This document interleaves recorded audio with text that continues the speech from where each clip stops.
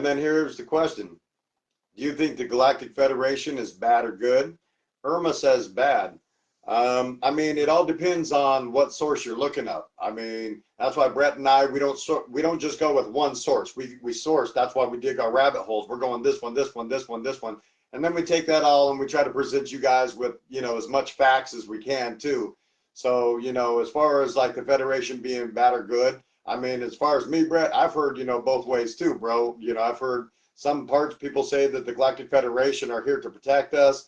They're here to help intervene. And then you hear other things where they're shady. So, I mean, I don't know your thoughts. Have you, you know, you want to preach a little bit about this one? Well, I mean, for me, it would be a simple matter of perspective. You know, it depends on perspective, is how you look and where your viewpoint is, you know.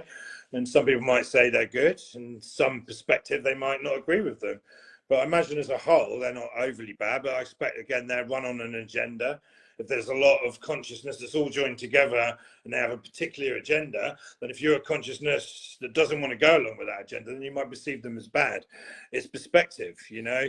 It really is. I mean, yeah, it just depends on how you look at them and how it resonates with you.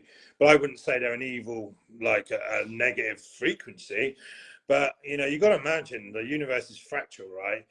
And what we can see of this universe from the visible light, from this point of origin, from our viewpoint, we can see how big it is. So imagine the fractal nature of all these beings. No, there's probably more than one version of the universe as well. There probably is some kind of multiverse. And all of that is consciousness from a single point, a single source.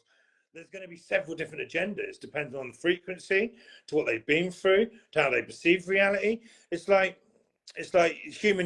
I spoke earlier about the behavior patterns of an ape species. There are behavior patterns that come from being an ape, and some of them are beautiful behavior patterns. Like we're very tribal, which, you know, is we can be warrior type with that, but also in a natural state. And you go into tribes, everyone looks after each other.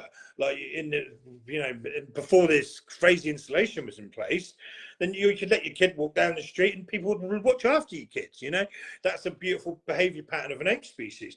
Some reptilians, right, they might be born an egg and it might be a solo. They might, when they come out, they're not raised in a sense, so they're more of an eye, you know. But that would be a behavior pattern in their perspective.